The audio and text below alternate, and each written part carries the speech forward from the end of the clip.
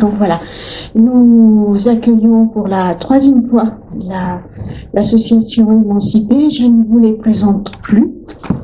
C'est donc une conférence qui va finalement clore leur parcours avec nous autour de la démocratie. J'ose dire la démocratie directe. Voilà, c'est bon. Et je laisse la parole à nos 2 conférenciers que je vous ai déjà présentés la semaine dernière. Je ne recommence pas et nous les écoutons. Merci. Vous êtes toutes excusées. Merci madame. Merci Agnès.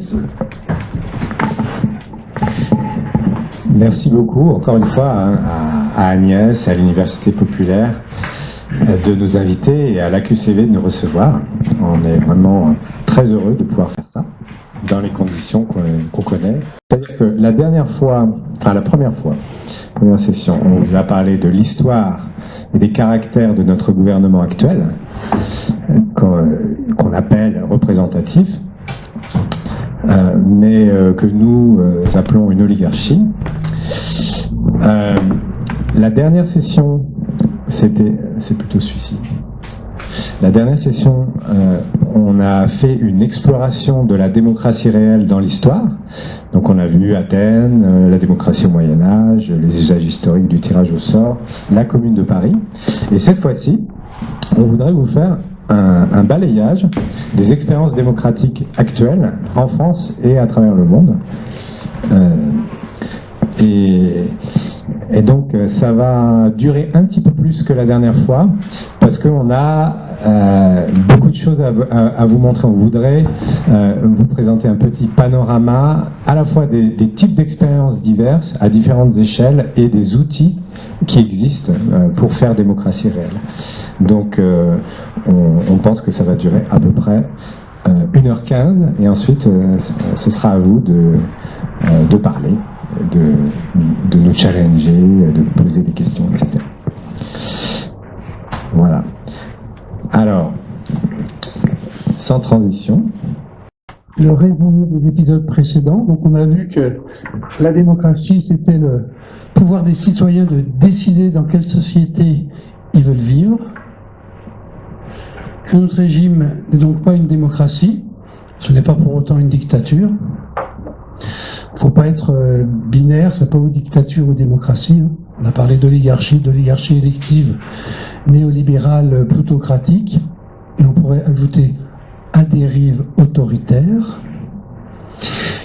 Les fondateurs de notre régime dit représentatif étaient ouvertement antidémocrates, agoraphobes, on l'a vu lors de l'épisode de la Révolution française, contre le peuple qui, lui, dans sa grande majorité, exigeait la démocratie directe.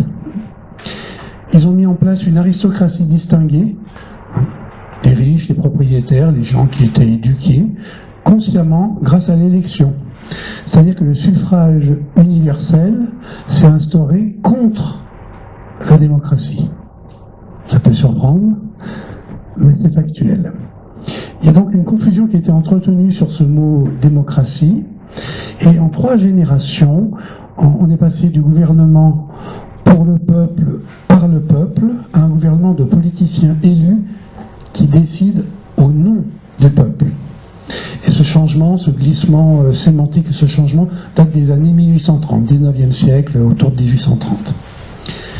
L'élection donc désigne par essence une aristocratie bien différente des gens ordinaires. La démocratie, pouvoir du peuple, a été très pratiquée pourtant à travers l'histoire. On a vu Athènes la dernière fois, les assemblées de village, au Moyen-Âge, les villes, les communautés, les communes, etc.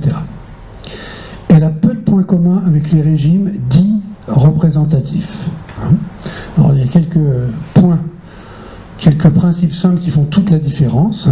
Donc, la rotation des charges, le non-cumul des mandats, la reddition de comptes, la révocabilité, le mandat impératif, le contrôle, tous les mécanismes de contrôle qu'on avait vus dans la démocratie athénienne, l'initiative citoyenne, le droit de vote des lois, à distinguer du droit d'élire. En France, on ne vote jamais, on se contente d'élire, de déléguer son pouvoir à un député qui, lui, va voter les lois à notre place.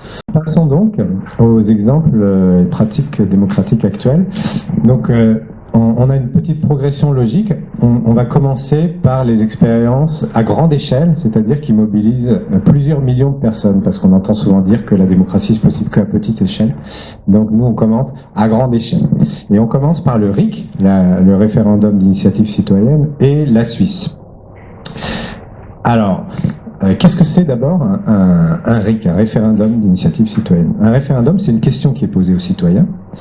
Et en général, on leur pose la question pour ou contre quelque chose, une loi, une proposition, etc. Alors dans la Ve République, il n'y a que le président qui peut déclencher un référendum, il n'y a pas d'initiative citoyenne, il n'y a pas de RIC, et c'est pour ça que les référendums s'apparentent souvent à des plébiscites, en fait. Et on a évidemment en tête le dernier référendum en date, qui date de 2008, pour le traité constitutionnel européen, où... Excusez-moi, pour 2005. Alors 2005, pardon. Voilà, traité pour le TCE, qui a été refusé par la majorité des gens qui se sont prononcés, et qui a ensuite été imposé sous forme de traité de Lisbonne, pratiquement à la virgule près, en 2008. Donc on peut appeler ça un coup d'État, en fait, puisque la souveraineté, même dans la République française, théoriquement, la souveraineté appartient au peuple, et si le peuple décide quelque chose, le gouvernement ne peut pas aller à l'encontre. Alors, il se trouve que depuis quelques années, il y a le référendum d'initiative partagée qui a été proposé. Enfin, ce mécanisme est proposé, mais il est totalement inapplicable, en fait. Tout simplement parce que, d'abord, il faut une initiative des parlementaires, c'est toujours pas le peuple qui est à l'initiative. Il faut 1/5 des parlementaires, c'est-à-dire 185 députés et sénateurs. Il y a 577 députés, 300 et quelques sénateurs. Il en faut 185 qui se mettent d'accord et qui disent on va déclencher un RIP, un référendum d'initiative partagée.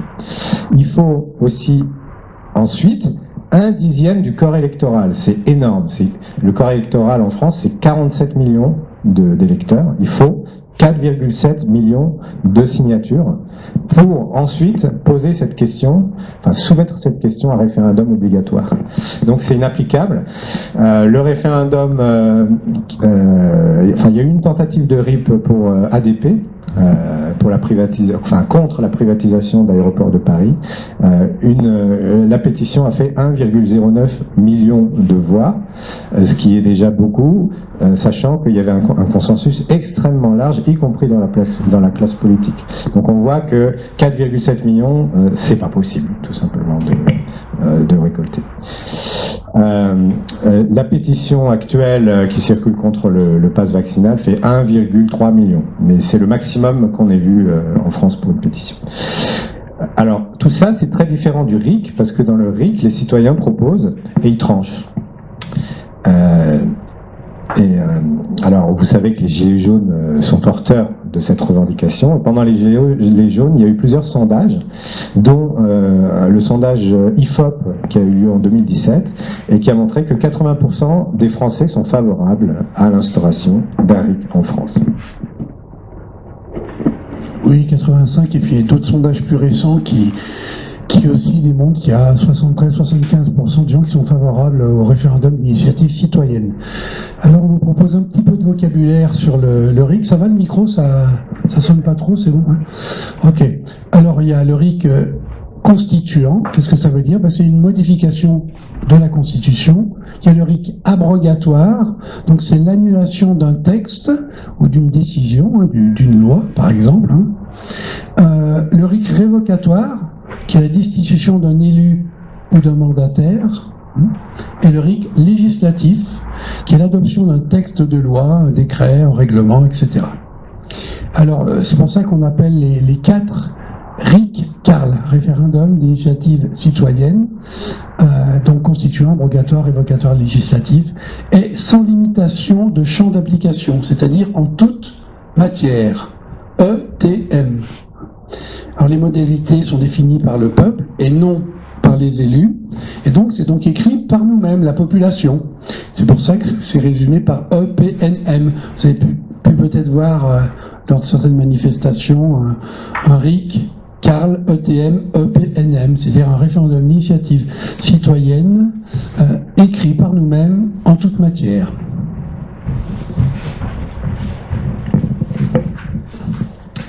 Alors, après ces généralités sur le RIC, on va passer au cas suisse.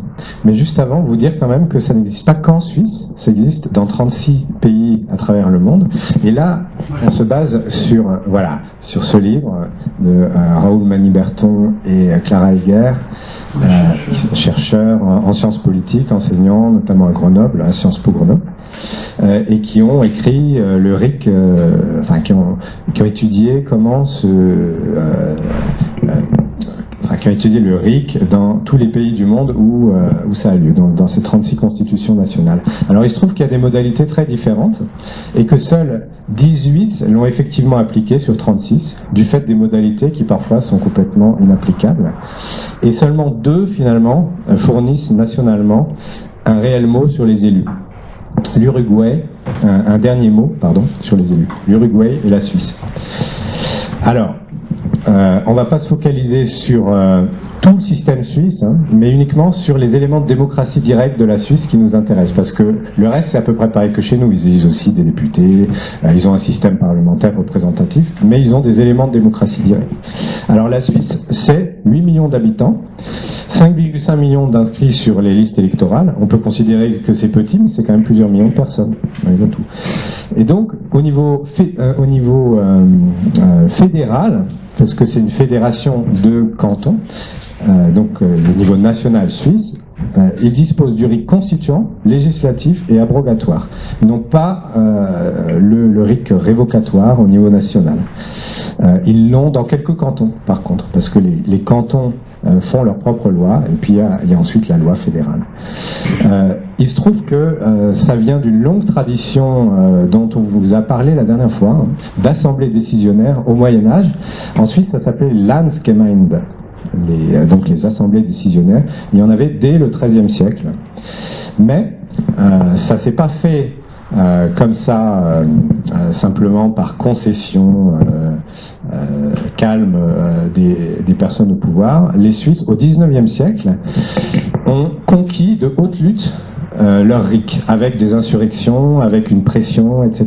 Donc c'est vraiment le peuple qui s'est mobilisé pour obtenir ça, en fait. Et c'est vrai, ça paraît difficile à imaginer aujourd'hui, des Suisses qui font une insurrection, mais ça s'est produit. Alors, comment ça marche ? On a 100 000 signatures. Donc, quand quelqu'un lance une initiative, il doit récolter 100 000 signatures, donc 1,8% des inscrits, sur une période de 18 mois, pour déclencher un RIC constituant. Donc ça, les Suisses appellent ça l'initiative. 50 000 signatures sur une période de 12 mois pour abroger une loi ou une décision. Donc, ça, ils appellent le RIC abrogatoire, enfin le référendum facultatif en langage suisse. Et il faut qu'ils réagissent dans les 100 jours après l'adoption d'une loi s'ils veulent l'abroger. Ensuite, ils ont le référendum obligatoire, c'est-à-dire que pour tout changement de constitution, il faut absolument faire un référendum. C'est pas le président qui change la constitution, qui convoque, comme chez nous, le Parlement en congrès. C'est tout changement de constitution en Suisse est l'objet de référendum.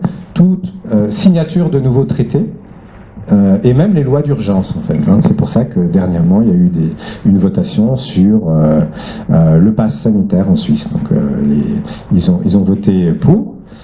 Mais ils ont choisi, ils l'ont librement consenti. Et il y a également de nombreuses modalités supplémentaires au niveau cantonal. Des fois, il y a d'autres RIC au niveau cantonal. Donc, c'est vraiment un système complet.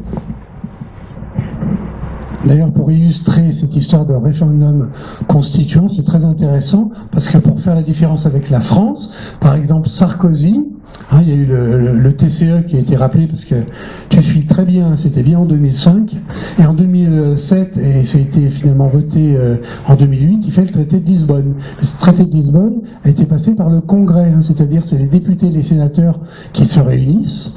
Donc la population avait voté à 54,7%, avait voté non au traité européen, et 2 ans et demi plus tard, en Congrès, 96% des députés et des sénateurs votent oui. Et bien en Suisse, ce serait impossible. Sarkozy, il aurait été obligé de faire un référendum à nouveau sur toute la population. Voilà, alors donc là, on va vous illustrer un peu le fait que grâce au RIC, les citoyens ont toujours le dernier mot. Ils peuvent approuver ou rejeter chaque décision. Alors, quelques exemples de votation, parce que ça permet d'illustrer le propos. Pour ou contre, par exemple, il y a eu un projet de nouveau stade à Zurich. Et il y a une dame qui s'est élevée contre ça et qui a fait une initiative. Eh bien, le stade qui coûtait des dizaines de millions d'euros, c'était non. Les achats d'avions de combat, c'est passé à oui à une poignée de voix. Sur la suppression de l'armée, votation non. Interdiction totale des pesticides et leur importation, ça a été non. Récemment, vous avez vu, ils ont fait une votation sur le glyphosate. Alors, c'est passé quand même. Ils ont dit oui, mais à très très peu. Et ce qui fait que ça a une implication, une pression sur les gouvernants qui font qu'ils aménagent quand même la loi. C'est très important. Limiter les écarts de salaire de 1 à 12. Non. Adhésion à l'UE. Non à 77%. Les aliments sans OGM, ils ont voté oui. Limitation du nombre de résidences secondaires dans chaque commune. 20% de logements et de la surface habitable. Ils ont voté oui pour ça. Et limiter les rémunérations abusives des chefs d'entreprise. Ils ont voté oui. Et idem pour les directeurs de banque. Sortie du nucléaire, non à 54%. Et pour un revenu de base, ils ont voté non à 77%. Et pour terminer, 2 derniers exemples. Le monopole de la création monétaire à la Banque centrale, ils ont dit non, à 76%. Et puis alors récemment, vous avez entendu parler, il y a 6-8 mois de ça, ils ont voté pour une augmentation du SMIC suisse, quand même à 3800 francs suisses. Donc ça fait 3600, 3700 euros, quoi, environ. Alors la vie est un peu plus chère quand même en Suisse, mais 3700 euros quand même. Ils ont voté oui. Voilà, et on peut voir, il y a des sources là-dessus. Alors, on voulait vous illustrer quand même comment ça marche en vous passant une petite vidéo du Conseil fédéral qui concerne la prochaine votation, une votation pour l'interdiction totale de la publicité sur le tabac à destination des jeunes, qui aura lieu le 13 février 2022. L'initiative veut interdire la publicité pour le tabac partout où les enfants et les adolescents peuvent la voir. Pour le comité d'initiative, c'est la seule manière de protéger efficacement les jeunes. Le Conseil fédéral et le Parlement estiment que l'initiative va trop loin. Ils ont élaboré un contre-projet indirect qui interdit certaines formes de publicité pour le tabac. De quoi s'agit-il en détail? La publicité pour le tabac est aujourd'hui autorisée en Suisse, mais à certaines conditions. Elle est interdite lorsqu'elle s'adresse directement à des mineurs. Elle est également interdite à la radio et à la télévision. La majorité des cantons ont adopté des règles plus strictes, notamment en ce qui concerne la publicité placée sur des affiches ou dans les cinémas, ou encore le parrainage de manifestations. L'initiative exige que la publicité pour le tabac soit interdite partout où elle peut atteindre les enfants et les adolescents.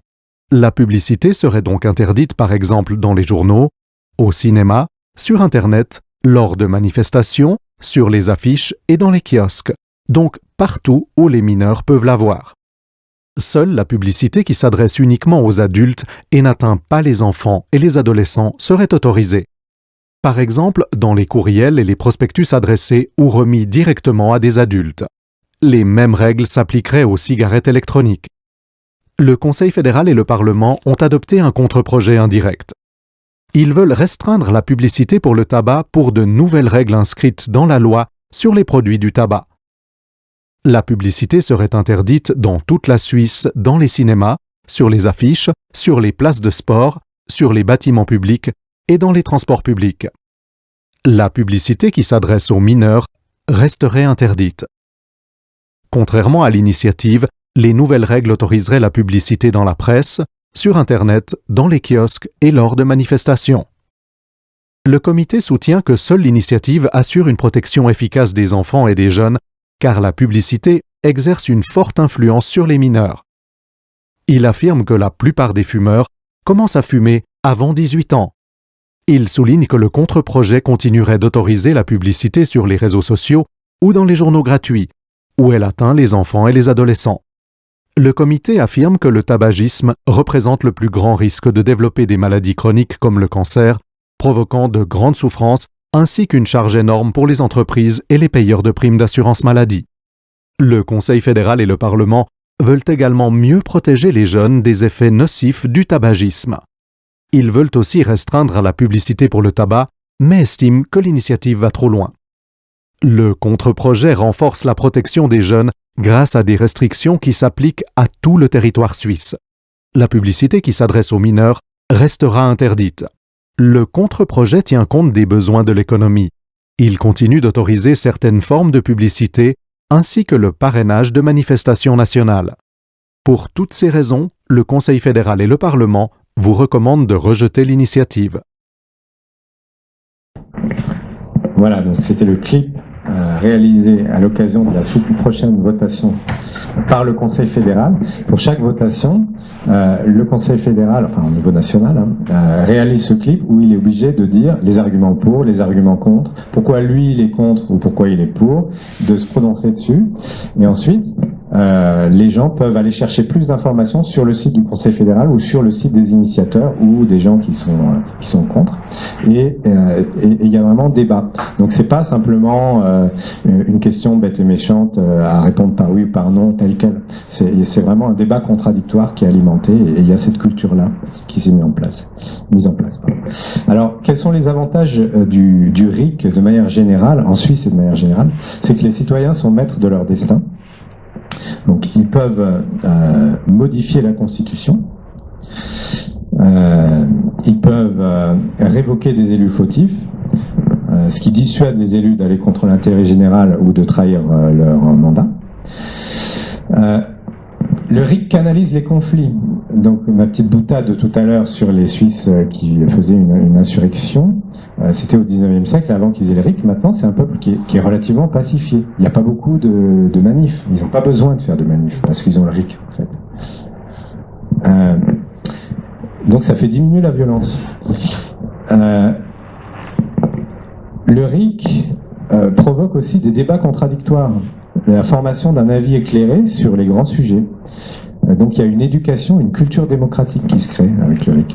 Il permet donc à l'intelligence collective et à la volonté générale de s'exprimer. Finalement, avoir un RIC en France, ça permettrait d'instaurer une démocratie en réalité et d'améliorer nos sociétés pas à pas, sujet par sujet, de trancher par le vote. Alors effectivement, il y a toujours des points de vigilance, hein, parce que le diable, comme dans tous les sujets, se niche toujours dans les détails. Donc les détails, qu'est-ce que c'est? C'est les modalités d'application qui peuvent transférer la souveraineté du peuple ou la rendre inopérante, voire travestir la volonté générale. L'initiative peut être confisquée. On avait eu l'exemple du RIP en France. Hein. C'est inapplicable. Donc c'est un subterfuge, hein, c'est une tromperie. Ou alors limité à des champs restreints. Hein. Par exemple, on a vu tout à l'heure, en toute matière, ce serait restreint à une seule matière. Hein. Ça existe hein, dans les RIC, les 36 RIC étudiés. Il y en a, c'est qu'une matière. Ou par exemple seulement révocatoire. Par exemple en Bolivie, c'est uniquement révocatoire. C'est quand même très différent des autres RIC de Karl. Hein. Il y a des filtres et règles d'application qui peuvent le rendre inapplicable. Hein, on l'a vu, s'il vous faut 185 députés, 4 700 000 votations, et puis que ça revient de toute façon dans le Parlement, c'est mort. Donc, par exemple, un seuil à 10% du corps électoral, hein, c'est ce qu'on a vu tout à l'heure avec le RIP, contre un seuil à 1%, c'est très différent. Hein. 1%, ça peut s'envisager. Hein. Ou un temps de collecte qui serait trop court, hein, ou une trop grande complexité, ou une censure du Conseil constitutionnel, ou un manque d'information. Alors, il y a d'autres points de vigilance, notamment l'accessibilité de l'initiative à des citoyens sans moyens, parce que c'est difficile, c'est coûteux de collecter des signatures, et donc il doit y avoir des mécanismes qui permettent de le faire, même à des citoyens pauvres. L'organisation du débat, c'est quand même très important. Le débat ne doit pas être confisqué par les médias dominants. Chaque camp doit avoir la possibilité d'informer complètement la population. Donc en Suisse, il y a tout sur Internet, on trouve tout, le pour, le contre, etc. Il y a des livrets de paquets d'informations qui sont distribués dans les boîtes aux lettres, et puis il y a des débats contradictoires dans les médias.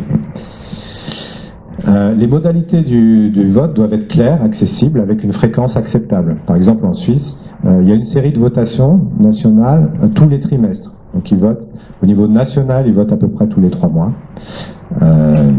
Ils votent aussi au niveau cantonal, et parfois même au niveau municipal. Et ces modalités doivent être ouvertes aux citoyens, voire à tous les habitants.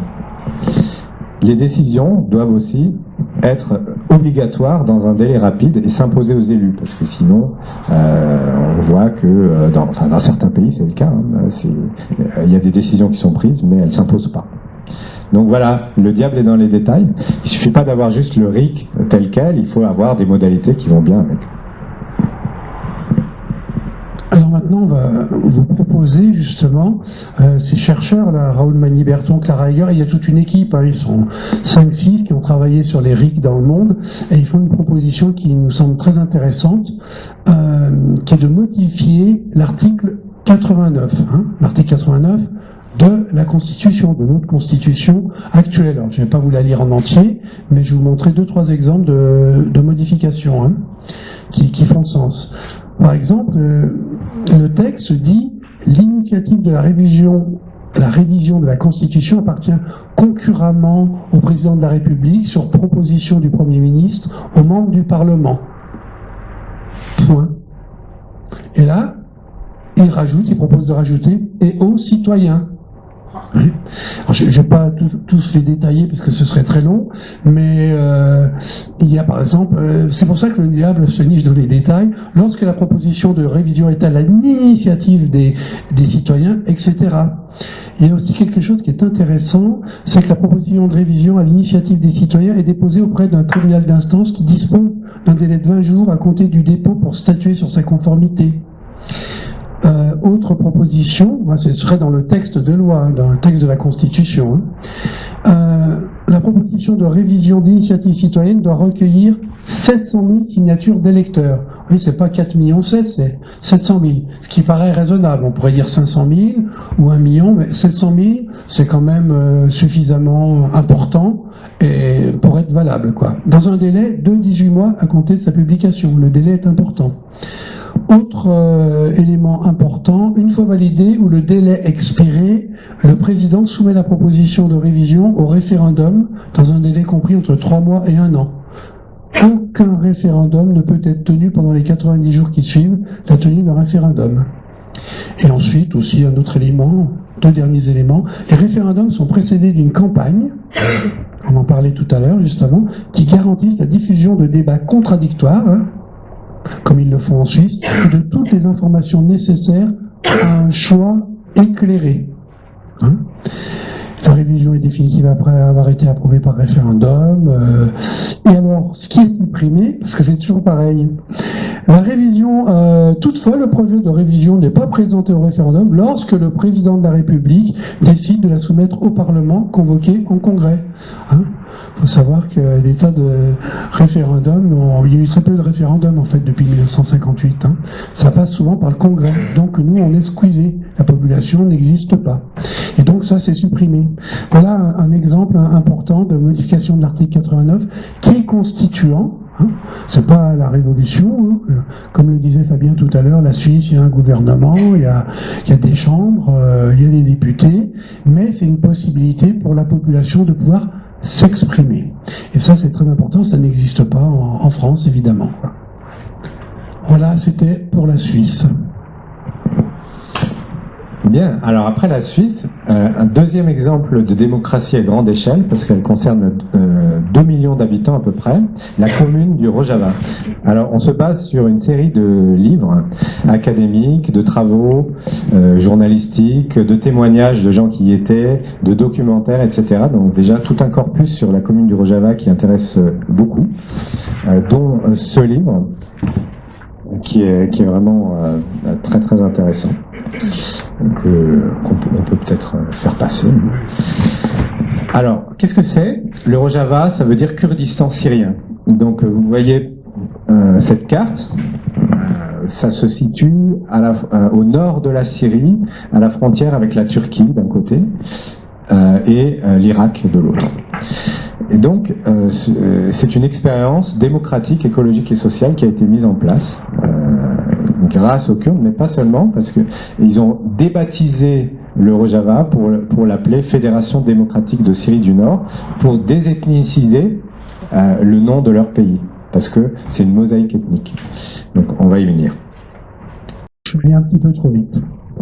Le modèle donc qui est repris dans la commune du Rojava, c'est le modèle écologie sociale et municipalisme libertaire de l'anarchiste Murray Bookchin, que certains connaissent, qui est un Américain et qui a été repris par le confédéralisme démocratique d'Abdullah Öcalan, je crois que c'est la bonne prononciation, qui est devenue la doctrine officielle du PKK dès 2005. Donc là, on voyait Murray Bookchin. Donc, qui est Murray Bookchin? C'est un militant, essayiste, écologiste et libertaire, anticapitaliste, penseur influent de la nouvelle gauche aux États-Unis, et c'est le fondateur d'une écologie sociale. Pour lui, l'humanité fait partie de la nature, l'être humain est la nature prenant conscience d'elle-même, émergence dans l'évolution à un niveau jamais atteint auparavant de la rationalité, de la réflexivité, de l'aide mutuelle. Pour lui, aujourd'hui, nous sommes moins qu'humains. Pour Bookchin, on est moins qu'humains. Lui, il voit la nature comme essentiellement non hiérarchique. Donc, il développe les concepts d'association, d'entraide, de symbiose. Pour lui, la hiérarchie, c'est un concept humain institutionnel qui menace la vie humaine et les écosystèmes. Donc il propose de sortir des rapports de domination capitaliste en instaurant une société non hiérarchique à travers la démocratie, qui est pour lui l'apothéose de la liberté sociale. Donc c'est une démocratie par municipalisme ou communalisme libertaire. Donc c'est-à-dire c'est une confédération à partir de communes autogérées, autonomie, contraire de hétéronomie, on ne dépend pas des autres, d'autre chose, en prenant en compte les campagnes. Donc on remplace l'État-nation. Il n'y a plus d'État-nation. C'est une participation directe des citoyens à travers des assemblées municipales, locales, régionales, confédérales. Le mandat est impératif et pour les délégations au niveau supérieur. Donc il y a un petit mot, il dit si nous ne réalisons pas l'impossible, nous devrons faire face à l'impensable. Voilà pour Murray Bookchin. Alors, Murray Bookchin, c'est l'inspirateur de ce qui se passe au Rojava. Comment ça s'est passé?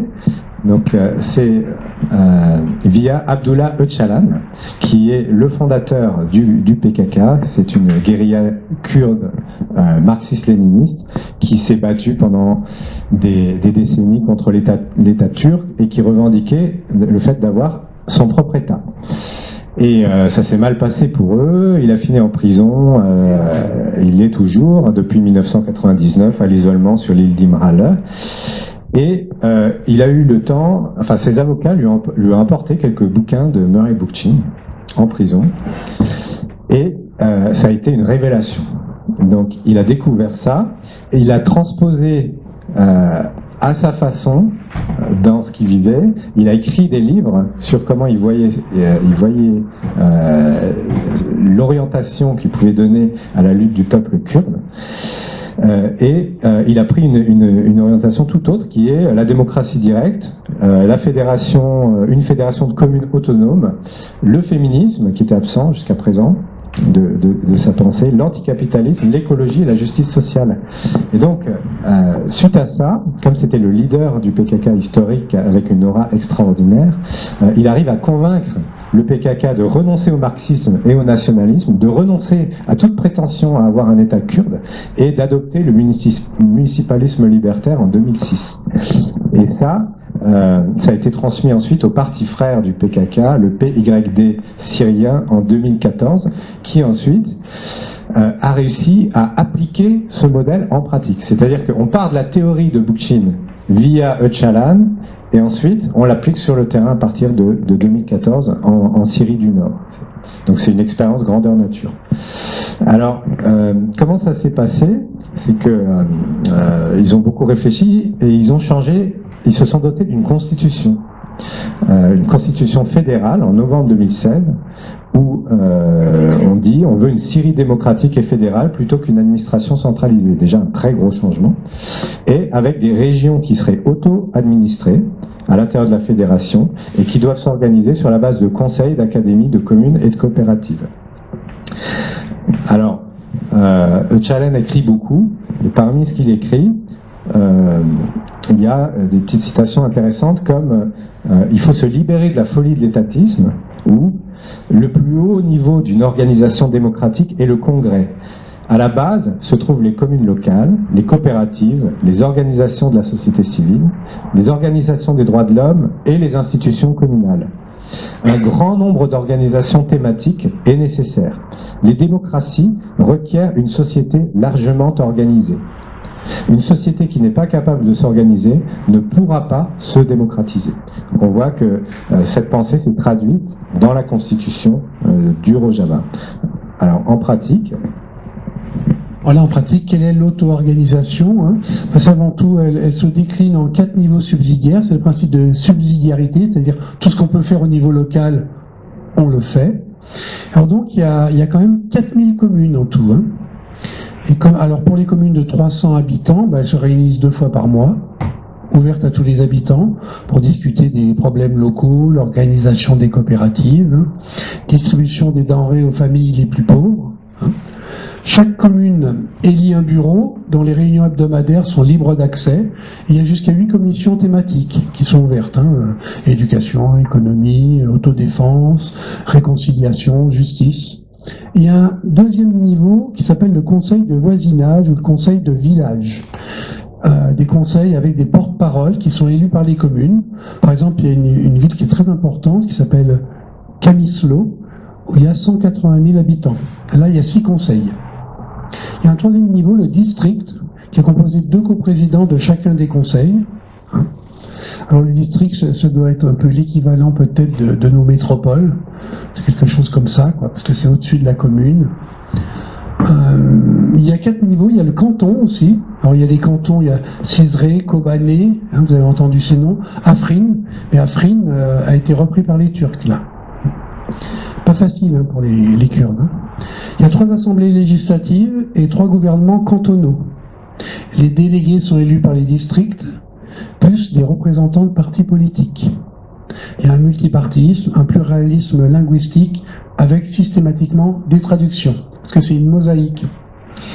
Le Conseil du peuple, c'est une vaste plateforme qui essaye d'englober toutes les communautés, avec représentants de partis, communautés, groupes, femmes, jeunes, etc. Tout le monde peut être délégué. À la fin de la session, le Conseil élit et mandate, avec un mandat impératif, pour 2 ans, un exécutif qui applique les décisions. Seule l'Assemblée générale peut prendre des décisions importantes. Et en général, c'est pour la guerre ou pour la paix. Alors les principes qui sont appliqués sont les principes démocratiques qu'on retrouve depuis le début.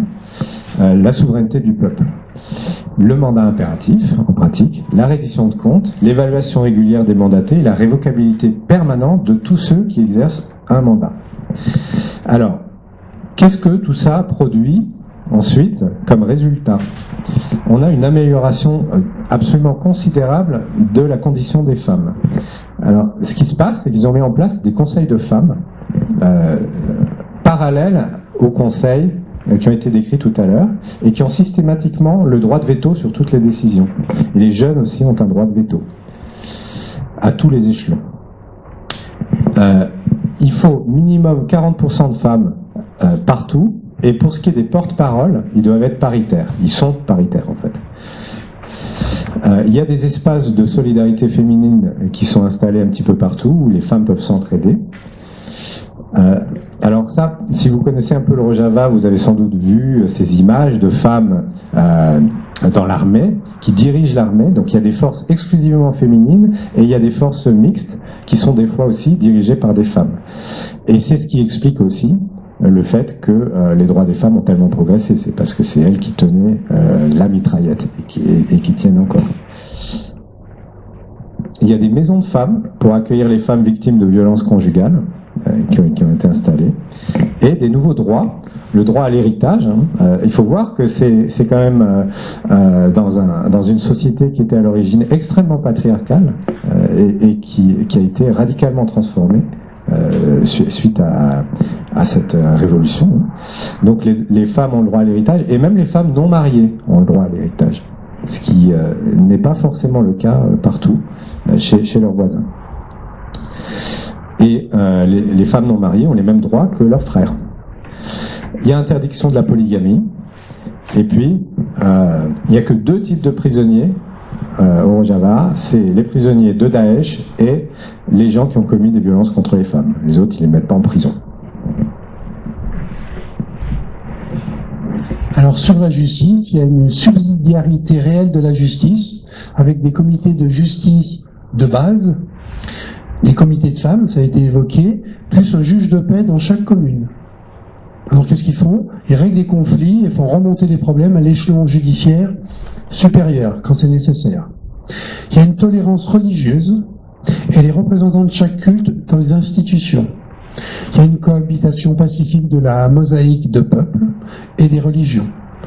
Dans les assemblées de villes, les districts, les cantons, 60% d'élus, 40% de représentation des minorités. Donc les minorités sont réellement prises en compte, vu que c'est une mosaïque.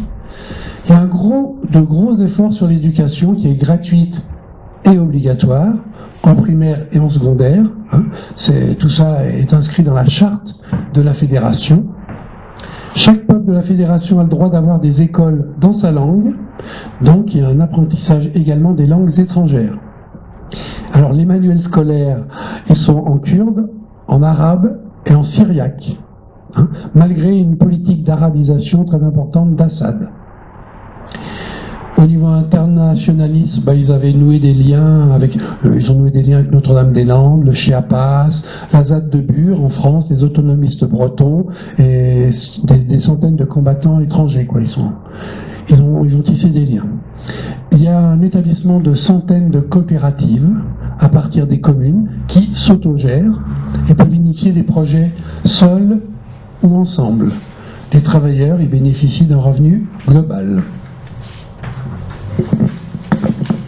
Alors en conclusion sur le Rojava, on peut dire que en très peu de temps, il y a eu un bouleversement complet, une nouvelle constitution, un système politique démocratique, une justice subsidiaire, des manuels scolaires qui ont été faits en plusieurs langues, le féminisme comme axe transversal, des milices d'autodéfense qui remplacent l'armée de Bachar el-Assad, une autogestion à tous les niveaux, et y compris dans le monde économique, et un système de coopérative. Et ça, dans une région et dans une société qui était extrêmement conflictuelle, qui le sont toujours. Ils doivent se battre contre tous leurs voisins, notamment, qui n'aiment pas ça. Et donc, dans ce contexte-là, ils ont réussi à faire un changement social et culturel parmi les plus importants sur Terre en 2 ans seulement. C'est ce qui me fait dire que les changements, la démocratisation par exemple, peuvent arriver rapidement, contrairement à ce qu'on entend souvent. Ça peut arriver très très vite à partir du moment où on met en place les institutions, c'est le plus important, qui vont créer la culture démocratique qui va avec. Pour moi, les institutions priment. Évidemment, c'est mieux si on a la culture démocratique, mais si on l'a pas, elle arrive avec les institutions démocratiques qui permettent au peuple de se gérer lui-même. Et on a des résultats rapides en termes de mieux-être, de coopération entre les communautés et évidemment d'éradication de la barbarie de Daesh. Et ils ont été extrêmement efficaces aussi en termes militaires. Hein. C'est eux qui nous ont débarrassés de Daesh en Syrie et même dans une partie de l'Irak. Et ça, c'est parce qu'ils avaient la volonté politique de le faire. Voilà. Malheureusement, après avoir été vaguement soutenus par la coalition occidentale pour se débarrasser de Daesh, ils ont été abandonnés et maintenant leur territoire est morcelé, notamment par la Turquie de Erdogan, qui ne supporte pas cette expérimentation à côté de son pays. Voilà, si vous voulez en savoir plus, on met toutes les sources en annexe. Vous pouvez trouver cette présentation de toute façon sur le site d'Émancipé. Alors là, je vais aborder 2 expériences démocratiques. Je vais vous aborder en France quand même, il y en a eu plusieurs, mais Saillant, dans la Drôme, que vous connaissez tous. Puis après, très rapidement, l'expérience de Reykjavik en Islande. Donc Saillant, dans la Drôme, c'est un village de 1200 habitants. Hein. Ils se sont mobilisés au départ contre un supermarché en 2010, puis ils ont organisé des ateliers ouverts sur l'avenir du village, et jusqu'à finir par former une liste, ce qui n'était pas prévu au départ. Hein. Au départ, c'est simplement un combat contre le projet de supermarché imposé par le maire. Alors, ils ont été élus avec 57% aux élections municipales de 2014 et avec plus de 70% de participation, qui est quand même important. Alors, 4 principes: transparence, accès à tous à l'information, collégialité, participation. 14 élus fonctionnent en binôme. Ça, c'était intéressant comme idée, le binôme. Il y avait des comités de pilotage public avec 2 réunions de travail par mois ouvertes aux habitants et des groupes action-projet avec des citoyens impliqués sur un thème précis.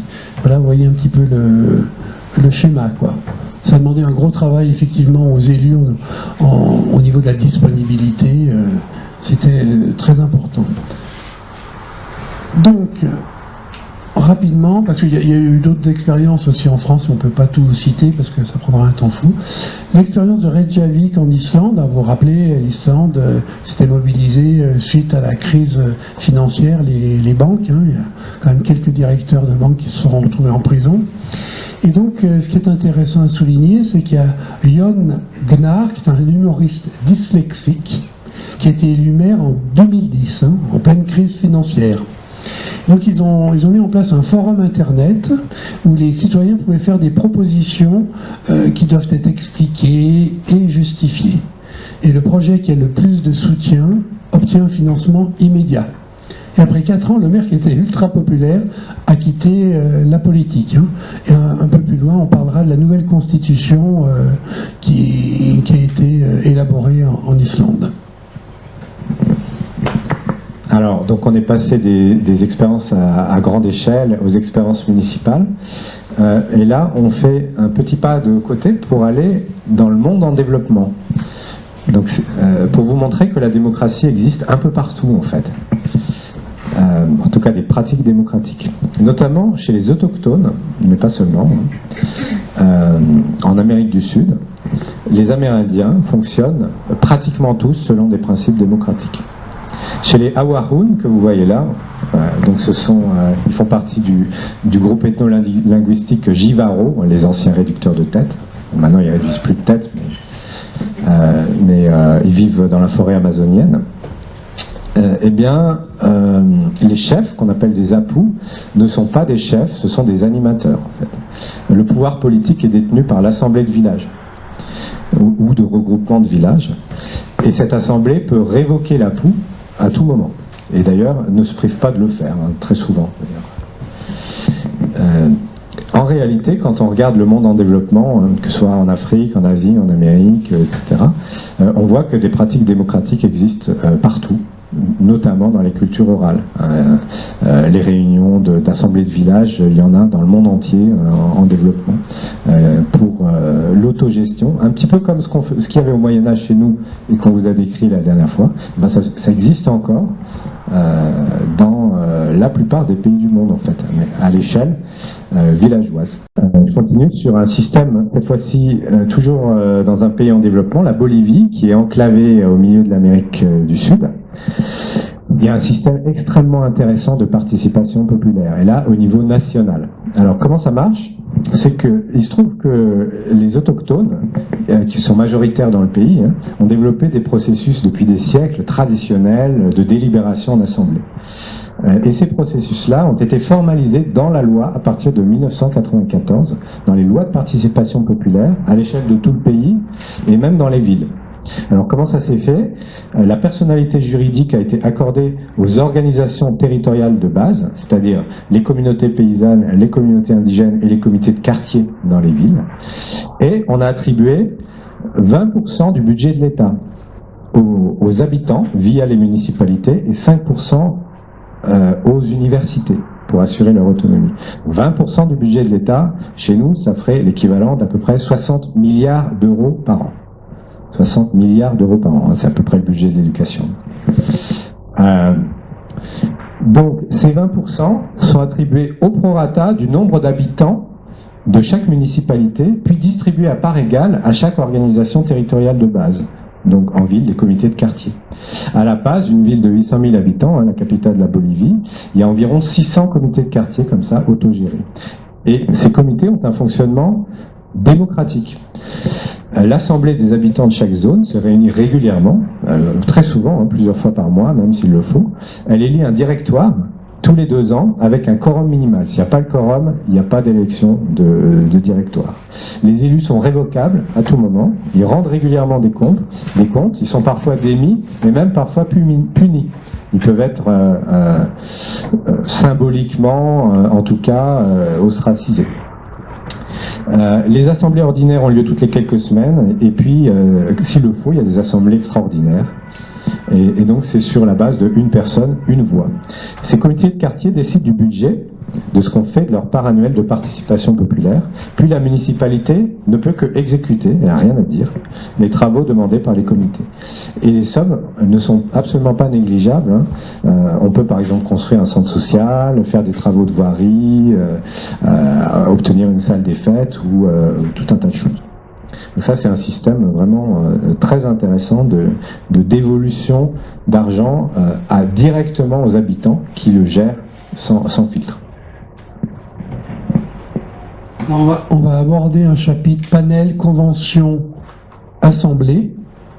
Et on va parler de ce que vous connaissez assez bien, je pense, la convention citoyenne sur le climat en France qui a eu lieu sur l'année 2019-2020.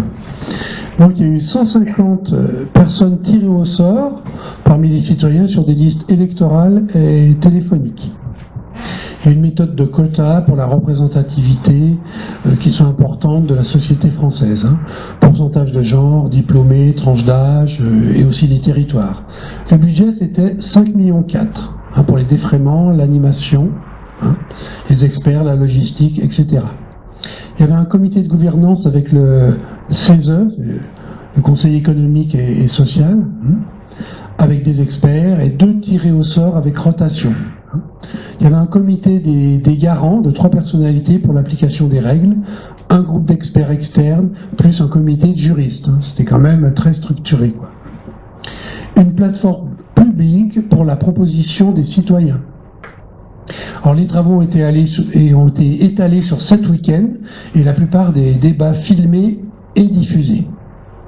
Donc début octobre 2019, ça a débuté par une formation. Chacun reçoit un socle d'informations très détaillé sur le changement climatique et les politiques publiques déjà mises en place. Et fin juin 2020, il y a l'élaboration de 150 propositions, puis un vote et l'adoption de 149. Parce que finalement, je sais pas, il y a une autocensure, ils ont laissé tomber la semaine des 32 heures. Il y a eu un petit bug. Il y a un rapport de 460 pages, très fouillé, avec 5 thématiques, avec leurs objectifs et les propositions. Donc, qu'est-ce qu'on peut tirer de cette expérience? C'est que 150 citoyens lambda tirés au sort, hein, tiré au sort, ça ne veut pas dire que les gens sont forcément incompétents. Pourquoi un tiré au sort serait forcément incompétent? Mais en tout cas, qui n'étaient pas forcément spécialistes, ont produit un concentré d'intelligence collective en quelques mois. Alors, quel a été le problème? Vous le savez, le gouvernement et le Parlement, malgré leurs promesses, finalement, ils font ce qu'ils veulent, quoi. C'est notre 5e République, où il n'y a pas de mandat impératif, pas de contrôle, ni de sanctions. Donc, les mesures qui devaient être transmises sans filtre ont été détricotées et amoindries une à une. Ça, c'est Cyril Dion, qui faisait partie, je crois, du comité des personnalités, et qui le cite, ça, le 15 novembre 2020. Quoi. Voilà, donc, si je me rappelle bien, je crois que le président Macron a gardé trois mesures sur les 149, ce qui n'est pas beaucoup. Mais ce qu'on veut vous dire par là, c'est que la technique qui a été utilisée est très intéressante et pourrait être reproduite, à condition qu'ensuite on soumette les propositions à référendum. Mais le fait que le gouvernement ne les prenne pas en compte, ça c'est une chose, mais ce qui est intéressant, c'est le processus, le résultat, le concentré d'intelligence collective, qu'on pourrait utiliser, si on le souhaitait, pour d'autres sujets. Alors, je vais vous parler rapidement, parce qu'il ne reste plus beaucoup de temps, de l'Assemblée constituante en Islande, parce que c'est quand même un processus aussi extrêmement intéressant. Ça a duré 2 ans, ça a été commandité par le Parlement islandais, et il y a eu d'abord un forum national de 1000 citoyens tirés au sort qui ont délibéré sur les valeurs, donc les droits humains, etc., et qui ont fixé les points qu'il fallait réviser dans l'actuelle Constitution. Ensuite, il y a 7 politiciens professionnels qui ont élaboré des recommandations préliminaires, quand même 700 pages de recommandations. Puis, 522 candidats citoyens répartis proportionnellement par région et par genre, excluant les politiciens professionnels, pour aboutir finalement à 25 citoyens élus pour rédiger la Constitution. Ça a été publié sur le site internet, ça c'est très intéressant, pendant la rédaction. Chaque article, une fois le brouillon d'article rédigé, était publié sur le site internet et soumis à commentaires des citoyens directs. Ils pouvaient commenter et ensuite les constituants en tenaient compte pour faire une nouvelle mouture des articles. Et c'est comme ça qu'il y a eu plein de versions différentes, successives, des articles de Constitution suite au retour des citoyens. Avec pour devise transparence et délibération. Finalement, le projet finalisé de Constitution a été soumis à référendum en 2012 et adopté avec 66% des voix. Donc, fantastique. Il y avait des avancées considérables dans ce projet de Constitution. Il y avait le RIC, il y avait la souveraineté du peuple sur les ressources naturelles, il y avait le référendum obligatoire pour changer la Constitution, et encore toute une série de choses qui auraient permis d'améliorer la situation en Islande et de la sortir encore plus de la crise qu'elle vivait à l'époque. Mais, là aussi, le problème, c'est que finalement, le projet de loi qui autorise le processus a été bloqué par les partis et ne sera pas soumis au Parlement pour adoption définitive. Voilà, donc là encore, comme la Convention citoyenne, un travail extraordinaire citoyen a été fait, mais bloqué par les parlementaires et par les partis.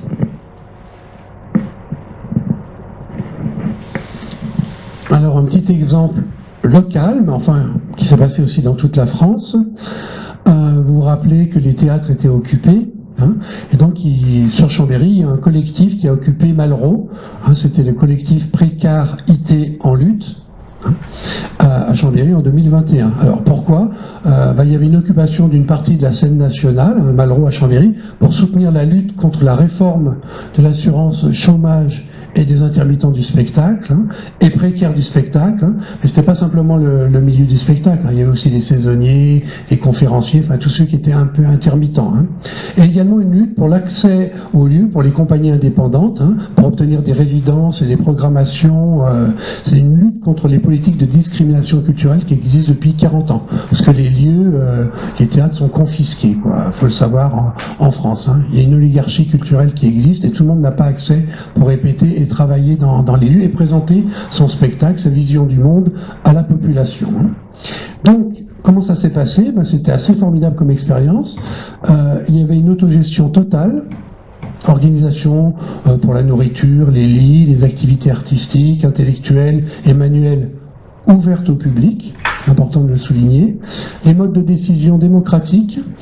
Il y avait des assemblées générales qui étaient décisionnaires et de nombreuses agoras non décisionnaires. Les votes étaient à main levée. Il y avait des tas de groupes thématiques ouverts qui se sont créés au fur et à mesure. Une interrogation constante sur les modalités de prise de décision avec une volonté d'amélioration continue. Et une grande qualité de l'animation conçue comme une facilitation et non un pouvoir qui serait pris par les animateurs. Une attention spéciale au féminisme et aux autres luttes sociales, aux luttes écologiques notamment. En fait, un foisonnement culturel, intellectuel et humain. Alors la fin de l'occupation a été suite au rejet de la part de Malraux, et les occupants sont allés occuper pendant quelques temps à Buisson-Rond un lieu, et puis il y a eu une expulsion par la police sur décision de la municipalité. De toute façon, si les occupants étaient restés à Malraux, il serait passé la même chose, c'est-à-dire que la police serait venue, quoi. Voilà, avec la direction de Malraux en accord avec le préfet. Comme ça s'est passé au Théâtre de la Liberté à Toulon, à l'Odéon, enfin, etc., un peu partout en France, quoi. Quelques exemples divers dans d'autres domaines, et un exemple que vous connaissez tous, qui est très intéressant, parce que tout le monde est allé quelques fois dessus, au moins, Wikipédia. C'est une production démocratique de connaissances à l'échelle mondiale. Il y a 5 règles qui sont posées au départ. Encyclopédie généraliste, spécialisée, almanach et atlas. Il y a une recherche de neutralité, il y a une licence libre et ouverte à tous. En fait, c'est un projet collaboratif qui suit des règles de savoir-vivre, et il n'y a pas d'autres règles fixes. À partir de là, n'importe qui peut contribuer, et même modérer pour faire respecter les règles. Les débats sont limités à l'onglet « Discussion ». Tout le monde travaille sur un seul document, qui est la version courante. Le vote est très rare, seulement en cas de suppression ou de changement de nom d'une page. L'amélioration est continue de la version courante. La version la plus acceptable, conforme aux règles communes. D'où la possibilité de se passer de vote. L'écriture est donc collaborative, sans exclusion. Et son succès vient des règles exprimant le but et les valeurs communes. Donc il s'agit bien en fait d'un système démocratique. Chacun est souverain et sa souveraineté ne s'exerce qu'une expression de la volonté générale. Et là on rejoint le propos de Rousseau dans le contrat social. On va finir ce balayage par la démocratie en entreprise, parce que c'est un sujet extrêmement intéressant. Finalement, les entreprises sont généralement soit des dictatures, soit des oligarchies, mais pas des démocraties.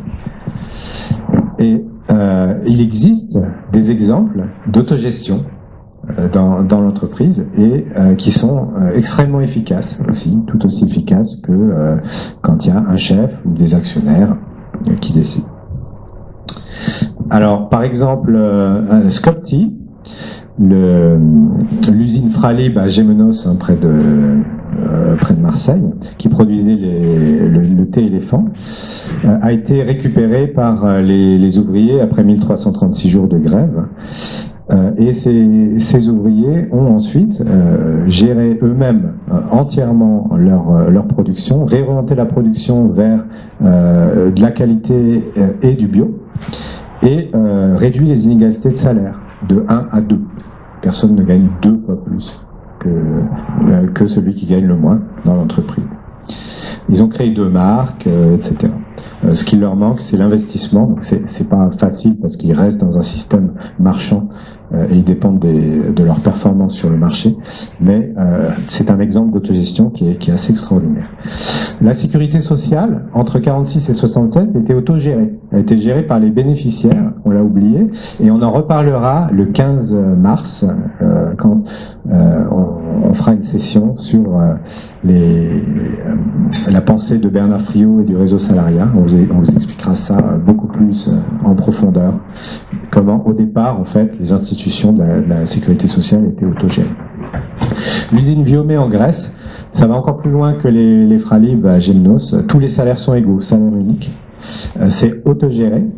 Tout le monde est co-décideur, personne ne donne d'ordre à personne. Il n'y a pas de chef. Les gens savent ce qu'ils ont à faire. Et ça marche tellement qu'ils arrivent à produire plus écologique, à organiser des fêtes et même à ouvrir un centre de santé. Voilà. Alors, il y a tout un tas d'autres exemples que vous retrouverez dans la présentation. On n'a pas le temps parce qu'on arrive pratiquement au bout. Des logiciels libres, les mouvements sociaux, les ateliers constituants, l'habitat partagé, la démocratie à l'école, etc. Il y a toute une littérature très abondante et de nombreuses pratiques d'intelligence collective finalement et d'autogestion un peu partout. C'est ce qu'on voulait vous montrer ce soir.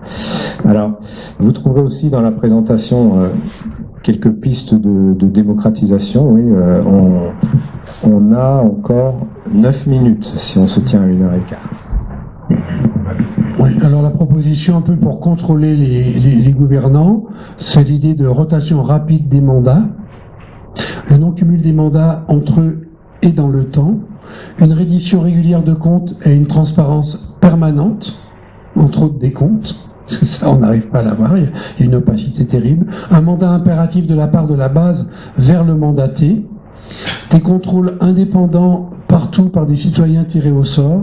Une révocabilité permanente des mandatés et une responsabilité pénale des mandatés.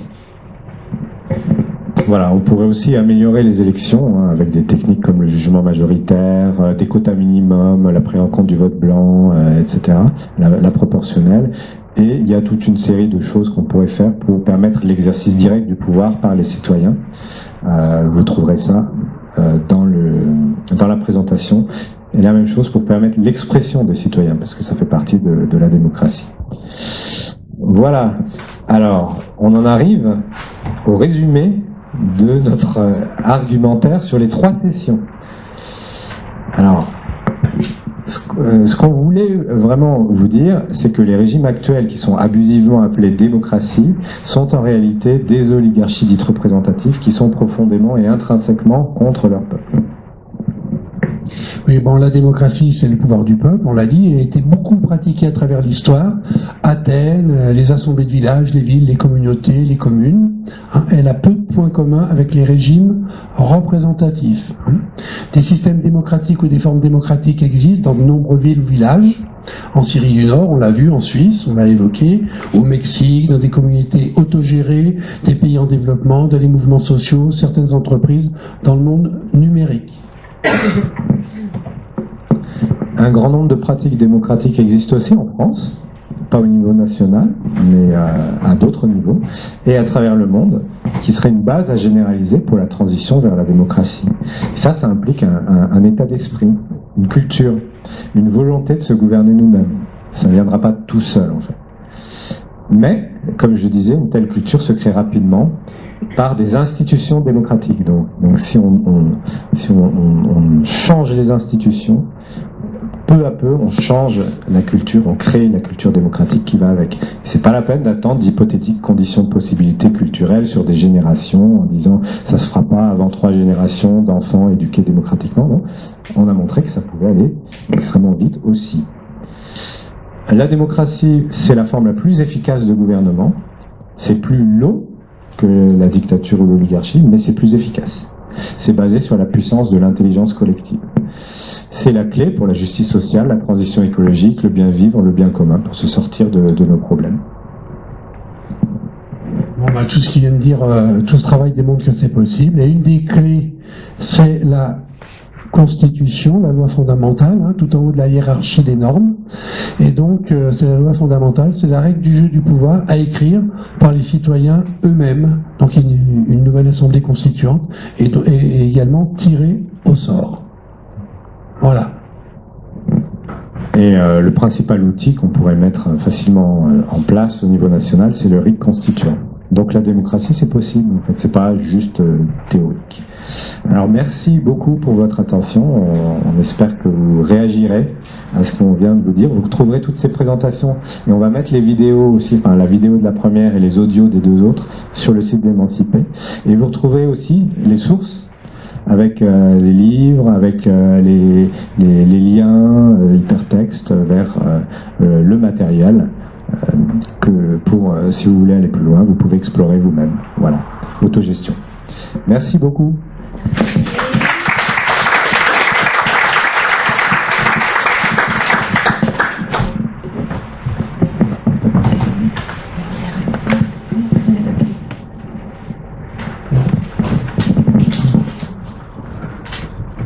Bon, on vous remercie vivement. Pour compléter, je vais mon masque, pour compléter le propos, si vous voulez lire des choses plus courtes dans le même sens au sujet de la communauté de Rojava, c'est ça? Dans le magazine de philosophie qui porte sur la liberté, vous avez tout un article là-dessus, avec notamment cette cité, enfin cette communauté de femmes qui qui ont affirmé leur liberté et qui vivent en autarcie, etc., etc. C'est très intéressant. Alors c'est pas si long que toute la bibliographie, c'est 4 ou 6 pages, mais c'est très bien fait et c'est très parlant. Voilà, donc on vous remercie encore pour vos 3 interventions. Et puis on va essayer de répondre aux questions que vous allez poser. D'abord, bonsoir à tous. Je vais vous poser, ou plus ou moins vous expliquer un truc. C'est qu'on a fait en France, c'est 150 citoyens qui ont pu faire des propositions. Cette proposition, il n'y en a eu que 149. C'était un travail de ça. C'était presque une gestation, ça a duré 9 mois. Ça a accouché de quelque chose de fantastique. Mais l'accoucheur, il n'a pas été à la hauteur. Donc, tout ce qui avait été proposé ont été remisés au calendrier grec. C'est ça qui m'a écœuré. C'est qu'il a fait beaucoup d'envolées de bras de chemise devant tout le monde. Et le résultat, c'est qu'il n'y a rien eu derrière. Ou si peu, qu'on se demande vraiment pourquoi il a fait venir 150 personnes qui se sont démenées, qui se sont projetées dans ces projets, et puis qu'il n'y a rien eu derrière. Entre autres, je vais vous dire une chose, je suis contente que vous avez parlé de Rojava. Ça veut dire qu'on peut faire des choses et que les femmes, on peut avoir une place. Je crois que vous avez déjà répondu à cette question. Hein. Donc, mais tu as raison de revenir là-dessus, c'est très important. Est-ce qu'il y a une autre question? Mais alors? Non. Une objection, un commentaire. Il faut faire des objections.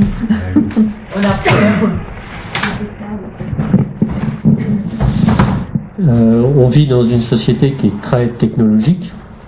Et donc la technologie plus ou moins implique d'avoir des experts, parce que je dirais le sens commun peut certainement apporter beaucoup, mais quand on rentre dans des process qui deviennent complexes, c'est pas aussi simple. Donc comment vous voyez le rapport entre l'expertise et la démocratie?